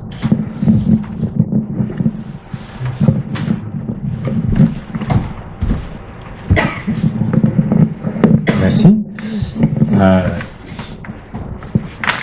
Il y a tout un domaine qui existe depuis 30-40 ans qui s'appelle Sciences, Technologies, Société et qui essaie de réfléchir à ça avec des chercheurs comme Bruno Latour ou d'autres, Château-Renaud, etc. et qui réfléchissent à comment est-ce qu'on pourrait apporter de la démocratie dans les domaines techniques. C'est effectivement pas facile, mais il y a des techniques pour le faire. La Convention citoyenne pour le climat, par exemple, a montré que 150 citoyens qui n'étaient pas formés avant à des questions extrêmement complexes ont pu, en plusieurs mois, écouter des experts, prendre connaissance de paquets d'informations extrêmement complexes et pondre des solutions qui faisaient sens et qu'on n'avait pas encore couché sur le papier comme ça. Donc en fait, il y a les mini-publics, les panels de citoyens, ça peut très bien marcher avec audition des différents experts. D'ailleurs, les experts se contredisent en général les uns les autres. Donc il faut écouter les experts qui vont plutôt dans un sens, les experts dans un autre, etc. Et ensuite, créer de l'intelligence collective pour essayer de se faire un avis éclairé en fait. Et c'est ça la démocratie. Donc c'est tout à fait possible sur des domaines même techniques. La constitution c'est pas facile non plus. Il y a eu l'expérience islandaise qui montre que ça fonctionne. Il y a d'autres expériences dont on vous a pas parlé, mais de mini-publics sur des sujets très complexes au Canada, aux États-Unis, où des personnes se forment en fait et finalement arrivent à rendre compte d'une complexité qui au départ les dépassait complètement. Donc je pense qu'il faut faire le contraire de ce que le gouvernement fait actuellement, c'est-à-dire de créer un conseil scientifique et puis de ne pas avoir de débat contradictoire. C'est tout à fait possible sur les sujets techniques de débattre et de créer de l'intelligence collective avec ces technologies, ces techniques sociales en fait qui existent et qu'on n'apprend pas à l'école malheureusement. Oui, simplement rapidement pour compléter, on ne peut pas être spécialiste de tout. Les députés à l'Assemblée, moi je veux bien croire qu'un médecin, il a des connaissances en médecine, mais en agriculture, je vois pas en quoi il s'y connaît, quoi. Surtout, et un ministre qui passe de l'éducation au sport, enfin bref, etc., quoi. C'est pas très sérieux, quoi. Non, la décision revient à la population, et comme tu l'as dit, on peut pas être un technicien de tout, mais on est capable de comprendre parce qu'on a un algorithme entre les deux oreilles, et il me semble, avec un débat contradictoire réellement éclairé. Et c'est pour ça qu'il faut un petit peu du temps. Hein. La démocratie, c'est un peu sur le temps un peu long, quoi. C'est un processus. Et donc, on peut arriver à une décision qui semble correcte, quoi. Hein. Et on peut pas laisser effectivement la décision aux technocrates, aux fonctionnaires. C'est pas possible. Ils doivent être contrôlés aussi, hein, parce qu'il y a une symbiose entre les élus et certains fonctionnaires, quoi. Ils ont créé une caste à eux en se renvoyant un petit peu l'ascenseur chacun de leur côté. Et nous, on est expulsés de la décision, quoi. On participe à rien, quoi. Voilà. Une autre question, une autre remarque? Moi, j'aurais envie de dire quand même si j'apprécie beaucoup votre travail, c'est pas la question, hein, je me dis que la démocratie dans laquelle on est, le système représentatif, c'est peut-être quelque chose de trop vertical. On le voit bien en ce moment, tout le monde parle de ça. Et je crois que c'est réellement un problème. Et puis surtout, j'aurais envie de vous dire, parce que je vois le contraste social ici, finalement, la démocratie, est-ce qu'elle n'est pas réservée à un peuple de dieux? Et nous ne sommes pas des dieux, nous ne sommes que des humains, en grand nombre, et je pense que c'est quand même très difficile à gérer. Mais je m'amuse un peu. Hein. Oui. C'est normal, Agnès, tu t'amuses et tu cites le contrat social et Jean-Jacques Rousseau, mais Jean-Jacques Rousseau dit aussi dans le contrat social que bien sûr, il faut des lois. Il faut qu'on obéisse tous à des lois, sinon c'est pas possible. Mais il faut obéir à des lois que le peuple a décidées, que le peuple a écrites. Et d'ailleurs, la formule exacte, c'est obéir à des lois qu'on a écrites est liberté. C'est la condition de notre liberté. C'est écrire les lois nous-mêmes, et c'est le sens de l'autonomie. Voilà. C'est pas l'hétéronomie, on ne doit pas dépendre des autres. Et ça, c'est une remarque aussi, parce que souvent il y a cette objection, il faudrait un peuple de Dieu. Bah oui, c'est pas facile, mais si, il faut bien commencer à un moment, quoi. Hein. Alors, voilà. Vous expliquez en 2 secondes, le 49.3. Ah bah oui, les 49.3, bah évidemment, c'est totalement antidémocratique. Mais même les élections, les principes des élections sont antidémocratiques. Je vous rappelle les quatre principes. Déjà, on ne peut pas choisir un candidat, même si on reste dans notre système représentatif. On ne peut pas choisir son candidat. Moi, si je veux te choisir parce que je pense que tu es raisonnable, tout ça, je ne peux pas. Hein, pour la présidentielle, là. Hein. Donc, on nous impose des partis. c'est l'article 4 de la Constitution, qui sont chargés de régler la vie politique du pays. Donc il y a 500 partis en France, vous voyez bien qu'il y en a quelques-uns qui émergent, qui sont en position dominante. Ça c'est le deuxième problème, quoi, hein, c'est les partis, on n'a pas un choix réel. Troisièmement, il y a le barrage, on est en plein dedans, le filtre qui sont les parrainages. Vous voyez bien qu'il y a même des listes importantes qui n'ont pas encore leur parrainage. Et donc on pourrait imaginer d'autres règles, je ne sais pas, 100 000 personnes qui proposeraient quelqu'un, enfin, etc., etc. Et il y a ensuite le barrage de l'argent. Et ça c'est factuel. C'est toujours une des équipes les plus riches qui gagne. Je l'ai dit à la première séance, je crois. Hein. Personne, pas grand monde le sait, ça. Hein. Vous pouvez le retrouver dans le livre de Julia Cagé, qui a fait un livre qui s'appelle Le prix de la démocratie. Et ce qu'elle explique à l'intérieur, je vais vous dire très rapidement, très intéressant. Moi, j'aurais préféré qu'elle intitule son livre, encore une citation de Rousseau, « Le riche tient la loi dans sa bourse ».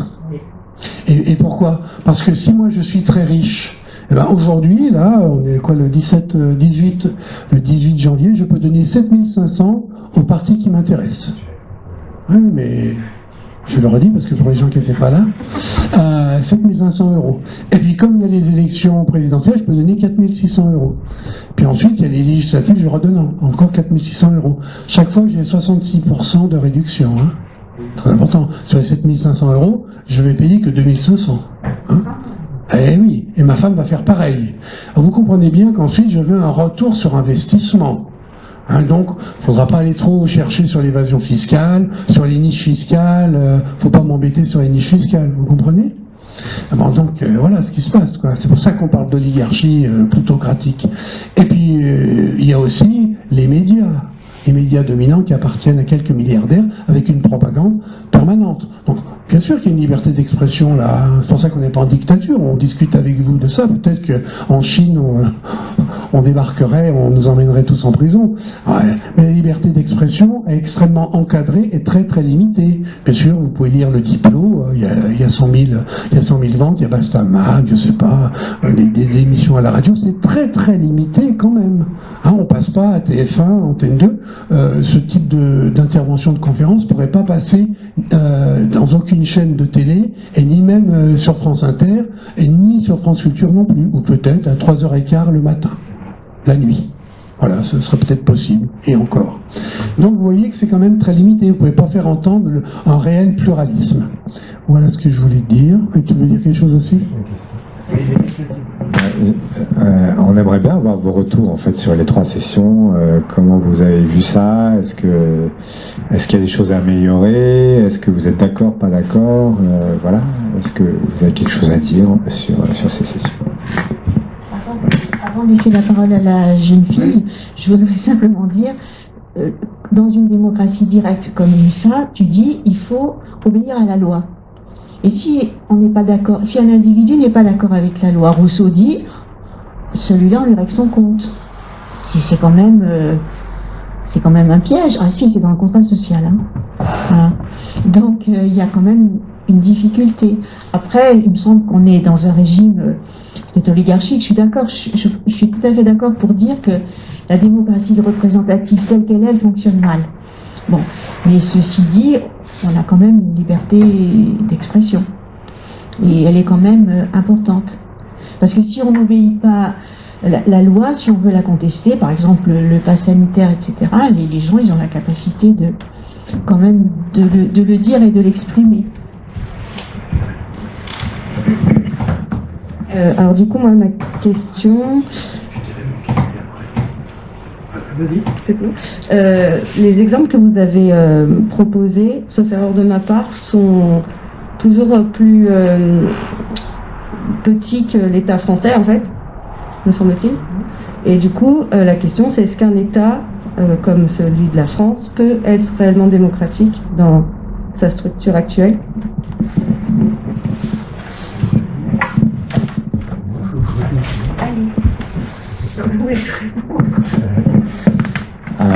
Ah oui, oui, moi je pense, parce que en fait la Suisse c'est quand même déjà 8 millions de personnes, donc c'est pas petit en fait, on est déjà sur un ordre de grandeur de plusieurs millions, et en plus la Suisse c'est multiculturel, c'est complexe. Oui, il y a 4 langues, ouais. 4 cultures officielles. Donc, ce qui se fait en Suisse pourrait, pour moi, être fait en France. En fait, je vois pas d'obstacle particulier, ni technique, ni culturel, ni économique, ni politique, qui empêcherait en fait le fait qu'on puisse avoir des référendums en France aussi, comme il y en a dans d'autres pays. Je peux vous dire une chose, les députés à l'Assemblée nationale ou les sénateurs au Sénat, il n'y a aucun représentant des classes populaires et ouvrières. Alors on parle de démocratie, mais on n'a pas de panel élargi dans nos assemblées nationales. Ce qui est insécuriste, comme on le voit depuis des années, que c'est emporté par les gens qui ont plus d'argent et qui écrasent les autres. Je suis peut-être vulgaire de cette façon de parler, mais quand je vois certaines propositions, moi je veux en citer une, quelqu'un qui pour moi pourrait faire avancer les choses, mais on lui casse les reins, c'est François Ruffin. François Ruffin a proposé des choses, mais à chaque fois, on lui a dit non. Et des choses qui étaient valables, qui pouvaient se faire. Voilà la démocratie en France. D'accord, mais merci. Pour répondre sur la question de la taille, un pays grand comme la France, qui est plus grand que la Suisse, effectivement, oui, mais ça peut être valable peut-être. La dernière fois, j'ai cité le XVIIIe siècle, où pour aller au chef-lieu de canton, il fallait une journée de cheval, et pour aller à Paris, il fallait 7-8 jours de calèche. Mais là, tu fais Paris-Marseille en 3 heures en TGV, tu peux faire une visioconférence là, dans une demi-heure, on se met d'accord, tout le monde a un portable, donc les distances ne comptent plus, quoi. Tu vois, donc ça, c'est plus un problème. Hein. Et puis on peut s'organiser. Là, on l'a expliqué avec les assemblées sur le principe de subsidiarité. Hein. Tout ce qu'on peut faire au local, on le fait. Et après, on délègue quelqu'un pour le département, la région, avec un mandat impératif. Et voilà. Et s'il faut aller à Paris aussi, de la même manière. Et moi, je voudrais simplement, après, je te donne le micro, parce qu'il y a ces formules démocratie participative et démocratie représentative. Alors, démocratie représentative, pour moi, c'est un oxymore, parce qu'il y a une contradiction entre les deux termes, hein, puisqu'en la démocratie, il n'y a pas de représentants, hein, c'est le tirage au sort, et si effectivement il y a quelques élections, on l'a vu sur la période athénienne, c'est limité, il y a des redditions de comptes à 1 an, c'était limité aux magistrats pour faire la guerre et aux finances. Donc le principe central, c'est le tirage au sort. Donc il n'y a pas de représentants en démocratie. Donc là, on pourrait imaginer effectivement pour s'adapter qu'on ait des délégués avec un mandat impératif. Et ensuite, il y a, donc pour moi c'est un oxymore. Ensuite, il y a l'expression démocratie participative. Alors là, c'est très à la mode dans toute la France, dans toutes les municipalités, on va faire de la démocratie participative. Et en fait, démocratie participative, c'est un pléonasme qui est devenu un oxymore. Un pléonasme parce que logiquement on doit pouvoir participer dans une démocratie, mais qui est devenu un oxymore parce qu'en fait on participe à pas grand chose, et certainement pas à la décision. Et parce que si on participe, c'est à la décision. Et si vous ouvrez un dictionnaire, le petit Robert, vous verrez sur le chapitre démocratie participative, c'est écrit consultation et co-décision. Voilà. Et en fait, on ne décide jamais rien. Seuls les élus décident et sans contrôle. Voilà. Donc la démocratie participative, c'est une formule, c'est un subterfuge, quoi. Et tu voulais dire quelque chose sur l'insurrection ? Oui, alors très rapidement, chez Rousseau, il y a le droit à l'insurrection aussi. C'est-à-dire qu'à partir du moment où une personne considère qu'une loi, à partir du moment où une loi viole les droits du peuple, à ce moment-là, le peuple a le droit de se soulever contre ce qui sera assimilé à ce moment-là à un tyran. Et donc la loi est nulle. Et toute loi que le peuple n'a pas ratifiée en personne est nulle. C'est point une loi. La Convention générale, on est obligé de la suivre. C'est le problème de Rousseau. Oui, bien sûr. J'aime bien Rousseau. Hein. Bon. Je vais en faire.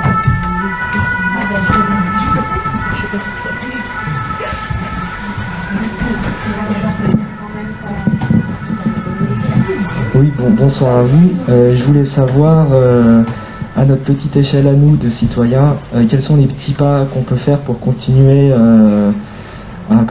sur ce sujet-là, pour nous défendre, vu qu'on est au courant de cette démocratie actuelle, de la vraie démocratie et de l'oligarchie en France. J'aimerais savoir les petits pas qu'on peut faire pour sensibiliser les autres. Voilà.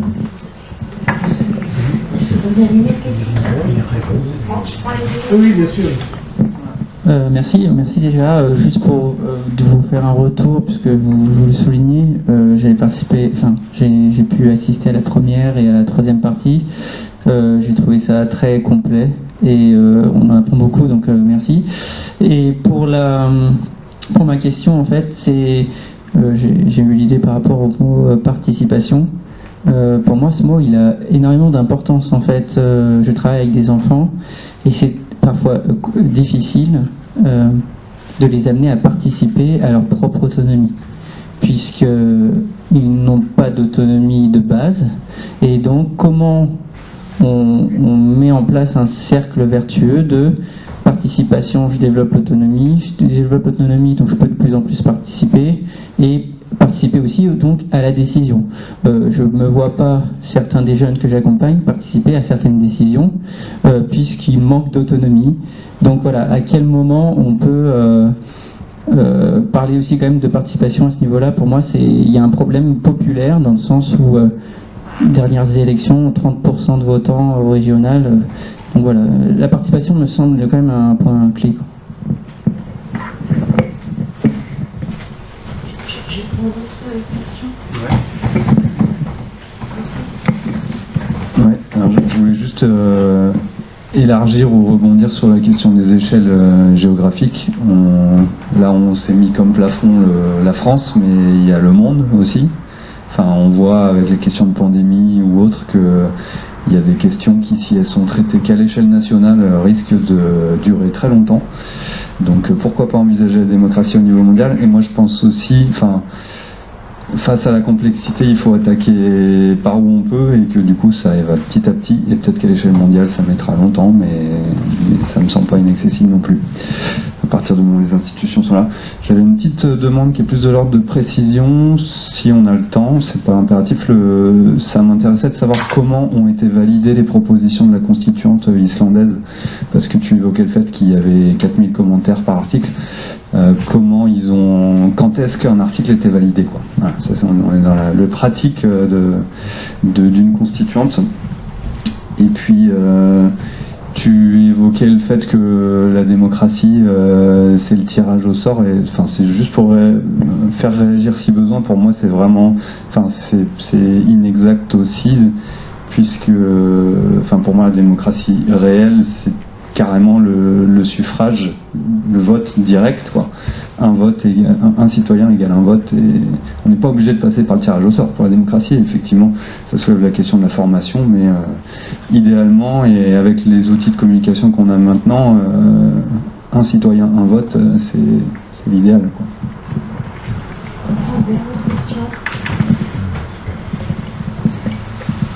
Merci encore pour ce riche exposé. Moi, je vais revenir sur la notion du principe de subsidiarité. On l'a vu qu'il existait au Rojava, et en France, il existe aussi. Et en fait, on dit que c'est l'échelon le plus compétent qui résout les affaires. Donc, par exemple, au département, les compétences sociales, on voit bien qu'il y a un micmac qui n'est pas possible. Pourquoi est-ce qu'on... En fait, voilà, je critique un peu le système étatique et administratif français, le découpage, en fait, dans le sens où, le département va prendre le social, la région, l'activité économique. Donc déjà, on scinde l'économique et le social, ils ne sont pas ensemble. Mais du coup, je me dis, par rapport à l'expérience du Rojava et puis dans d'autres expériences démocratiques, comment est-ce qu'ils gèrent, comment ils mettent en place ce principe de subsidiarité? On prend la dernière question. Ouais. Vous essayez de faire une réponse globale? Oui. On a jusqu'à quelle heure? À 9h? On a tout à nuit, hein. Non, mais c'est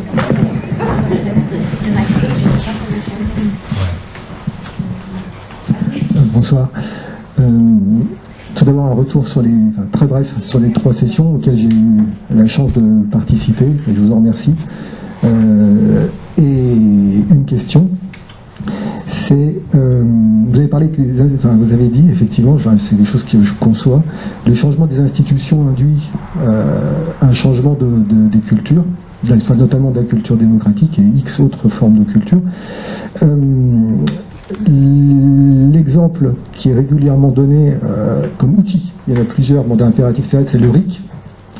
Il s'institue au travers de la Constitution, notamment. La question c'est est-ce qu'il existerait en France, notamment, une poche non défrichée législative, une poche thématique, une poche institutionnelle non défrichée, au sein de laquelle pourrait s'instituer un outil tel que le RIC, un outil type référendum, à quel que soit le niveau, mais au sein de laquelle il n'y a pas simplement un avis consultatif, mais un avis décisionnaire. Enfin, un avis, une décision de prise. Est-ce que vous l'envisagez? Est-ce que vous avez déjà repéré quelques poches éventuelles, comme ça, comme une forme de cheval de Troie pour habituer l'esprit à quel que soit le niveau? Je vous remercie.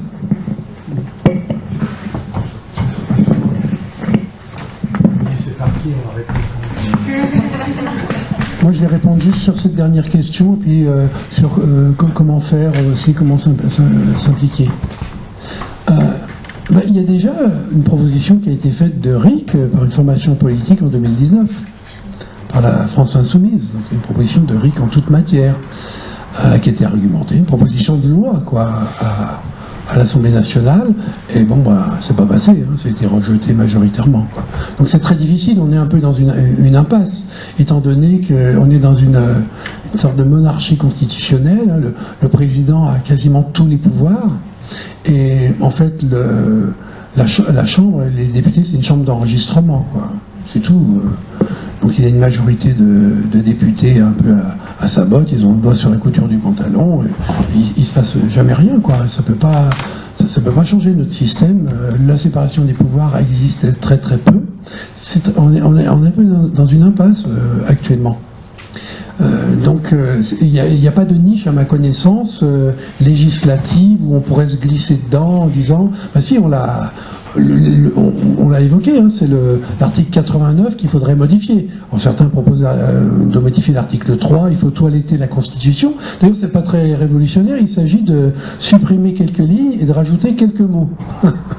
Hein, puis il faut harmoniser l'article 42, l'article 3. Et donc actuellement, hein, vu qu'on est dans une période électorale, quelqu'un pourrait dire, dans les prétendants, moi, président, j'active l'article 11 qui me permet de déclencher un référendum, et dans ce référendum, je propose de modifier l'article 89 pour redonner un peu de souveraineté au peuple, pour faire un petit peu comme la Suisse. La Suisse, ça ne devrait pas faire trop peur, quand même, comme pays, quoi. Vous voyez? Voilà. Et effectivement, dans le monde entier, puisque tu parlais du monde, les deux pays où les principes démocratiques sont les plus développés, c'est la Suisse, hein, et le Liechtenstein. Le Liechtenstein, c'est tout petit. Alors, je raconte un petit peu pourquoi. Hein, je l'ai déjà raconté, vous savez tous, ouais. Oui. Bon, vous en rappelez, parce que je le raconte pas alors. Et pour comment s'impliquer, mais ça m'amuse. Bon.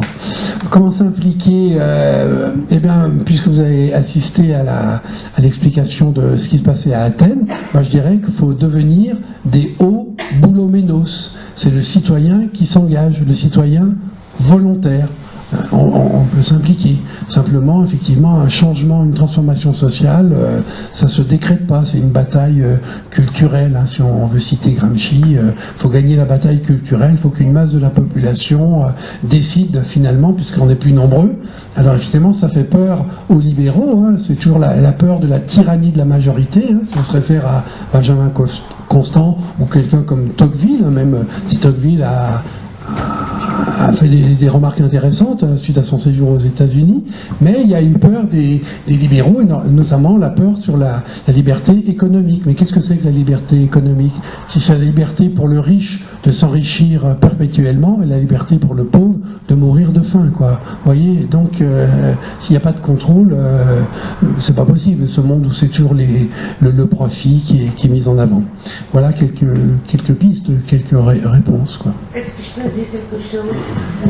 Pas longtemps. Le vote pour les étrangers, le vote local, qui vote pour les municipales ou bien pour les cantonales, Je sais bien que pour les présidentielles, ça serait difficile parce qu'il y aurait un vent debout de tout le monde. Mais moi, je trouve que c'est pas normal que des gens qui vivent en France, qui payent des impôts, qui se sont insérés dans la société et qui n'ont pas le droit de voter. Voilà. Alors, merci beaucoup pour toutes ces questions passionnantes. Il faudrait au moins 3 heures, je pense, pour y répondre. Mais qu'est-ce qu'on peut faire? L'enjeu, c'est de sortir de notre impuissance politique, effectivement. C'est parce qu'on nous maintient volontairement dans l'impuissance politique et les institutions actuelles contribuent à ça. Alors, j'ai pas une réponse toute faite à ça, mais vous pouvez rejoindre la galaxie des démocrates réels. Donc il y a des mots-clés, hein, démocratie réelle, par exemple, c'en est un. Il y a toute une galaxie de défenseurs de la démocratie en France et dans le monde. Il y a les Gentivirus, il y a le mouvement constituant populaire, il y a Espoir RIC, Article 3, etc. etc. Donc là, le mieux, c'est de se fédérer pour faire nombre, pour essayer de peser et essayer d'obtenir ce changement de la Constitution qui libérerait nos énergies. Après, la participation, nous on n'est pas contre la participation, bien au contraire, mais pas la participation à des institutions antidémocratiques.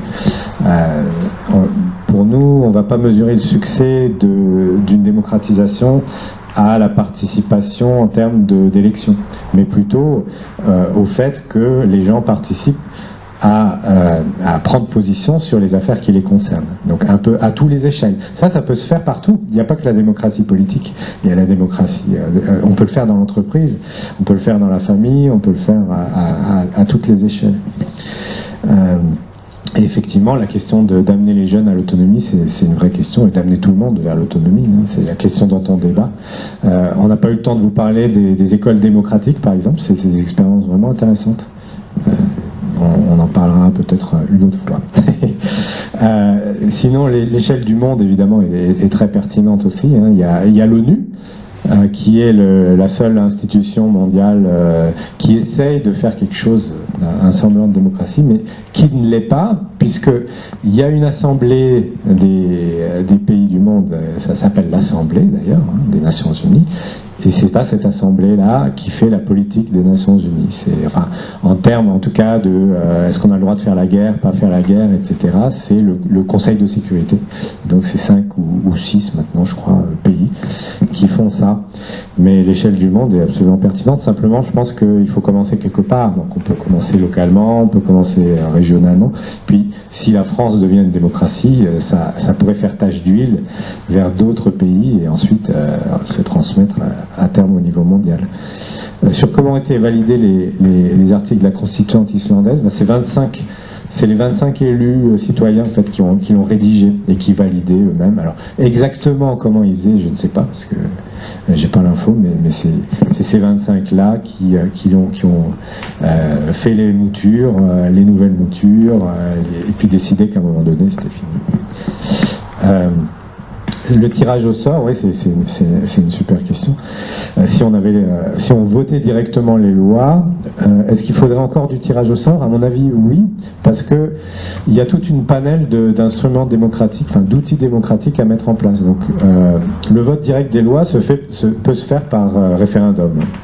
Ça, il n'y a pas de souci, et on pourrait avoir même un sentiment. Les députés pourraient avoir un sentiment, par exemple, des tendances s'ils consultaient en direct, avec les moyens numériques actuels, ils pourraient le faire.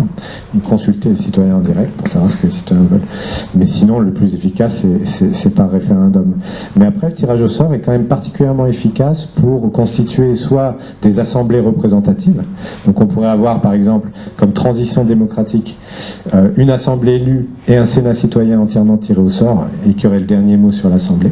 Ça serait vraiment intéressant parce que le tirage au sort permet de constituer un panel représentatif pour le coup. Les élus ne sont pas représentatifs, on l'a vu, mais par contre les tirés au sort, eux, sur un grand nombre, sont strictement représentatifs au sens statistique du terme. Surtout si c'est bien fait avec une méthode des quotas, etc.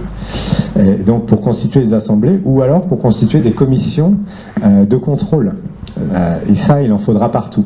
Parce que la démocratie, c'est aussi le contrôle. Il faut contrôler ce qui se passe dans les entreprises, il faut contrôler ce qui se passe dans les labos, il faut contrôler tous les détenteurs de pouvoir, etc.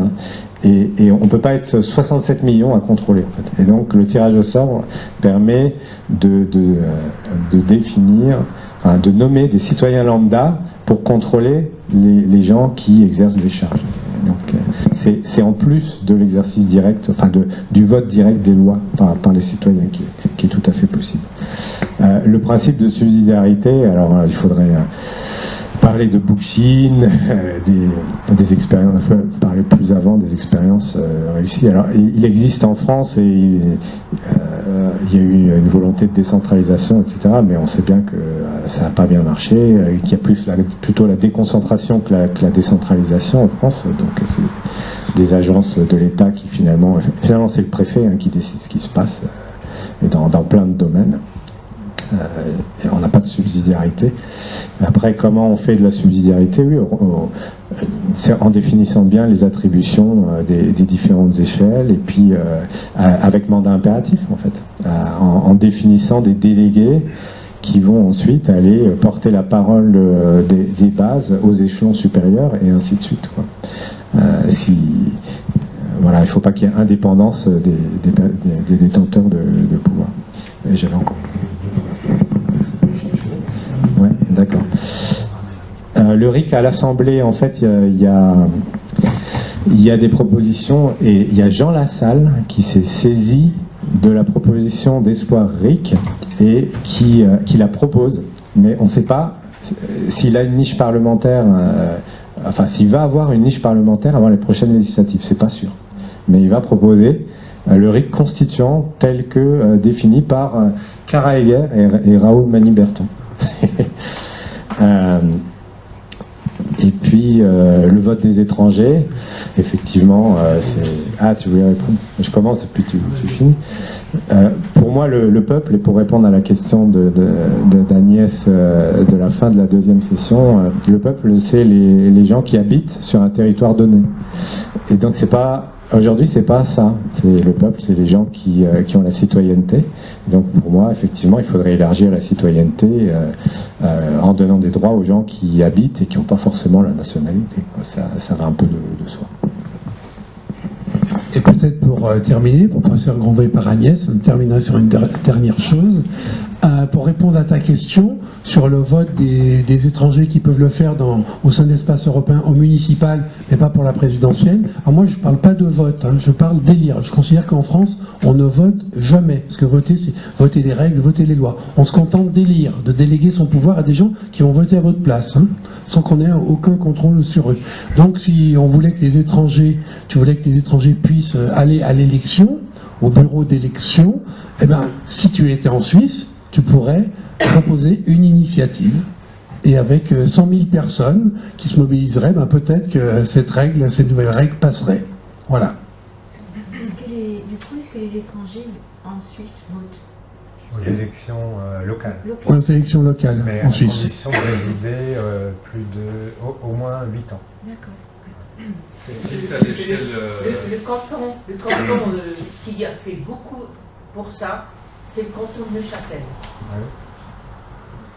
C'est déjà en place à l'échelle européenne, les initiatives. Oui. Merci pour votre présence et d'avoir fait la démarche. Merci à vous.